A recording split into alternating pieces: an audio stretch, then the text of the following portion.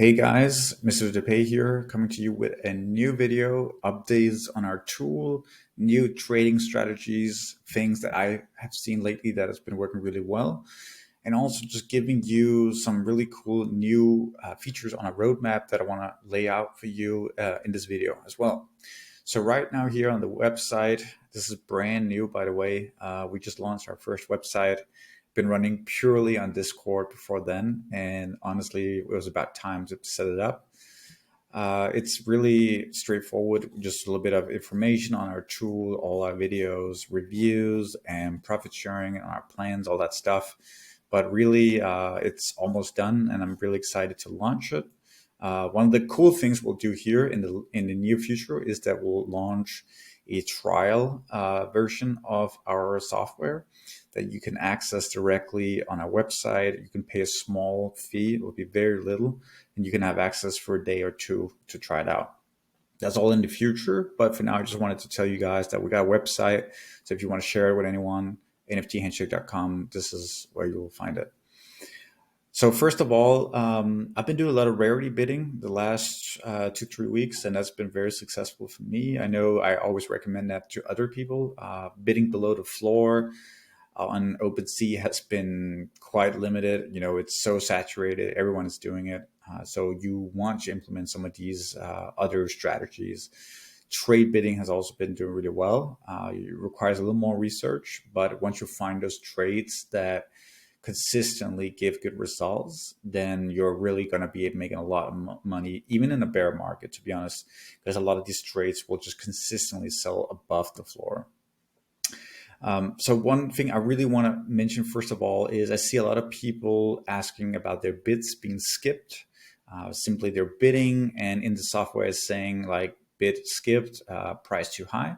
The way you can avoid this, the way you can actually get way better results, is to go onto Rarity Tools or Rarity Sniper. And whenever you have a range that you're going to be bidding on, let's say Rarity 700 to 1,000, you're just going to be typing it into the tool, and then you will see all the listings. Then you're going to sort by price low to high. And what I always do before I launch a bid is open the first 5 or 10 listings and just see what is the highest bid in there. So let's do that right now. We're going to open up a bunch of listings, and we're going to be seeing what people are bidding for this range. You can see here the highest bid right now is 0.72. Which is interesting when we know the floor for this range is 1.3, right? It's a very low bid that we got right here. And I know that for this collection, the floor is 0.8 as well. So this is below the floor bidding. They're not even considering that this is a rare NFT in this collection. Let's take a look at the other ones. Also low, also low, also low, 0.72. 0.72. So no one is using rarity bidding for this. And it could be, you know, I haven't done the research for this collection, but that there's no liquidity for this range, that nobody's simply buying it. But it could also be that no one has just thought about this opportunity right now. And if I was to launch bids, and let's say my range was half an ETH to 1.7, then I wouldn't get any bids in because every single bid would be above my bid, right? So I always make sure that I go in and check it. And then in this case, I could just say, well, I need to bid above 0.73, and then all my bids are going to be accepted. And when I submit bids, I want to make sure that at least 75% of my bids are accepted. So this is just going to give you way better results. And it's a really important part of the research. Always go in, check the range, open 10 listings or so, and check what is the highest bid. Make sure that your range is above that or above most of it at least, right? That's so important. Now, I want to show you a new tool that I found. I've been using Nansen. A lot of guys will say that my favorite tool is Nansen, and it has been true in the past. But I actually found that even the free version of NFTscoring.com is way better than Nansen for a lot of things. And this is a free tool, which is crazy, right? So I'm on the website right now, NFTscoring.com. I'm not affiliated with this business in any way. I just want to provide you guys with the best tools. And this one is amazing because you can put in any collection, and then you got expert view, analytics, rarity, and socials. And Oh my God, I love the interface. It's so clean. It's always very well updated. I can get my royalties in here. I like to see that as well. Floor price, and I can get all my stats really fast. It looks very professional. Another thing that's really cool is they got the liquidity trade chart here. This is what we use when we analyze if a collection has enough liquidity for us to bid on that specific rarity range. And it's set to 4 hours here. You can change that. And I actually really like to go to analytics because it gives an even bigger chart. And then I'll put it for a day or 7 days. Now, this is a very new collection, so there's not a lot of data. But let's just pretend that this was an older collection. This would be for 7 days. And you can really see a lot of data here. And they even have these color schemes, legendary, epic, rare, uncommon, common. And what I really like is that you can see very quickly, okay, I can see a bunch of people that bought for a higher price up here. And that's legendary. Okay, what does that mean? Rarity 59 out of 3,096. So I can tell that these are the rarest in the collection, like the top of the top. So they're called legendary. And then the epic are the ones that are a little bit under that, in the hundreds, 200, 300, 400s. And then you got rare, which is probably from, I don't know, 400 or 500 and up. So just have a look at that. I really, really like it. And you can see, where's the support? Where's the support for this collection? Is anything being sold for the price that I'm targeting? Let's say you're bidding 0.1 and you want to flip for 0.2. Well, is there support? Is anyone buying for 0.2? And you can actually see in this case that in the last day, there's only one person. Now, this is a collection that's growing. It's very new, so it's not really a good example, but it's just something to keep in mind. We could go in here and take, for example, World of Women, because we just had that one, the Galaxy version. Let's see here what the data is showing us. This is an older collection, so we can go 7 days and we can get a really good view. Look at that. We've got the colors now. I really like that. And we can see that the trend is not very good for this collection. The volume had a big spike up a couple of days ago and then went down, and it went up a little bit, which is decent. The floor price is struggling and it's going down, so that's not a good signal. Normally you want to see the volume go up and you want to see the price go up, or at least being super steady. That's really important when you do rarity bidding. Now, what we can see here is there are some sold for a higher price. We can see 2 ETH, several times in the last 2 days. We can also see some for 1.8. So there is some people that want to snipe or buy, educated buyers that want to buy the rare ones. And for that reason, it could be interesting to bid on some of the rare ones. But also you can see there's sort of a trend line going downwards here, right? It's very easy to see that it's being sold for less, like consistently. So that's something I definitely want to watch out for. And keep in mind, guys, you lose money when you cannot accept that there are no good deals. You lose money when you're desperate to put in a bid no matter what, because you just feel like you have to bid on something. This is when you lose money. It's really great to pass up on an opportunity if it's not a good bid, if it's not a great opportunity. Like, look for something else. Your time spent researching a little bit more instead of just putting bids out desperately, it's gonna give you a much better return, and you're gonna avoid actually having those trades where you lose money because you were kind of desperate to put the bids out. You didn't really do your research well. So keep that in mind. It's well worth taking more time to do your research and looking for a new opportunity, right? And that's the other thing. When we do rarity bidding, sometimes we launch 8 different bids, rarity 1 to 100, 101 to 200, and so on and so on. Might be that in this collection, there's only 200 tokens with a specific rarity that can be flipped where the liquidity supports it. For example, I wouldn't be comfortable bidding on something where I would sell it for 2 ETH, even though I could see 3 tokens were sold for that amount.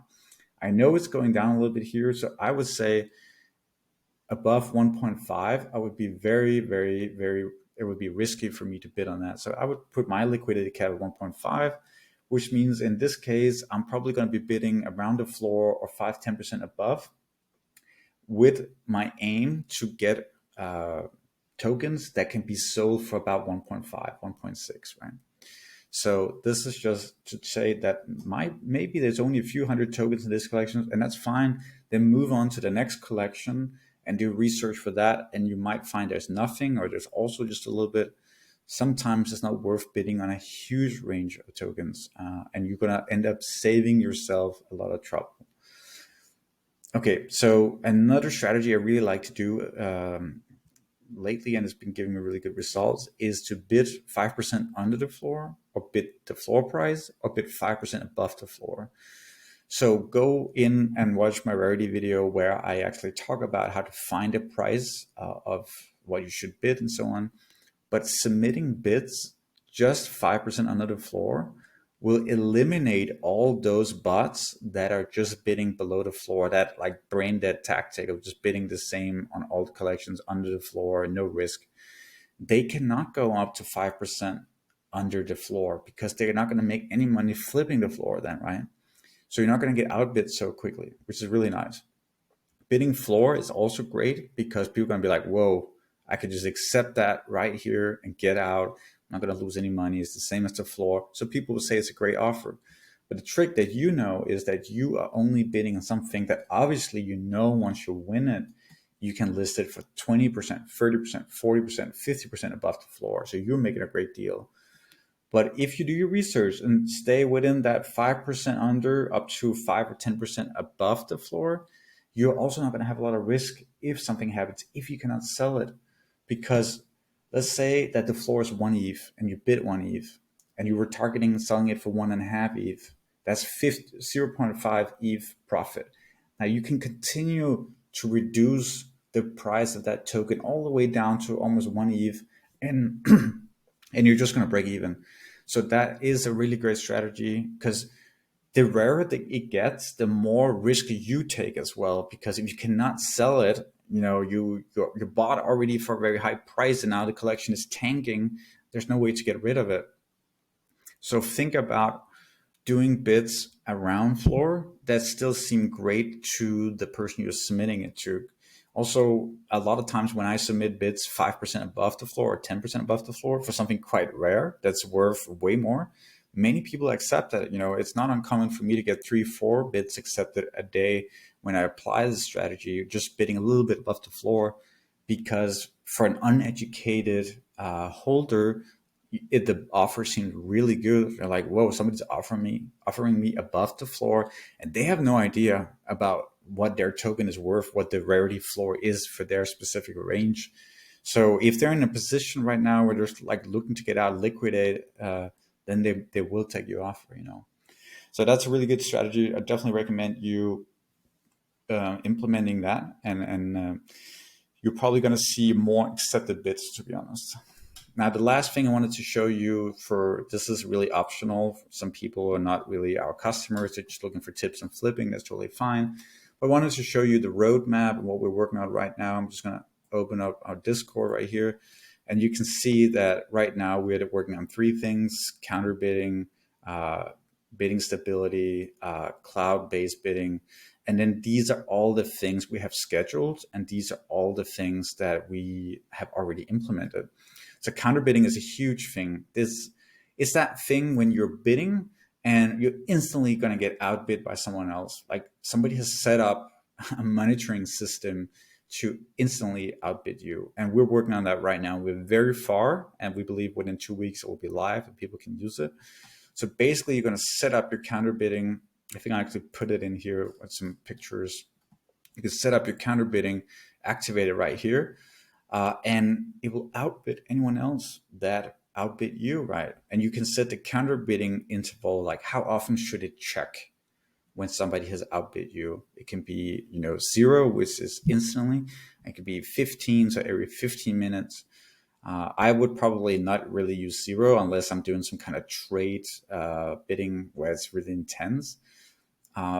Because if you set it to 0, if somebody else is doing it, you guys are going to submit bids like 24/7, like all the time, and you're going to lock in a lot of ETH in your counter bidding. So this is something to think about. We're also going to enable looping for counter bidding and also for any other bid. So looping is that it continues to bid. So when your bid expires, it will submit new bids again. And that's going to be really cool. And eventually we're going to be getting to a point where we can actually submit bids uh, automatically, and no one can actually, you don't have to do anything. It's just all automatic. You set up a few rules and it will do all the bidding for you. So that's really cool as well.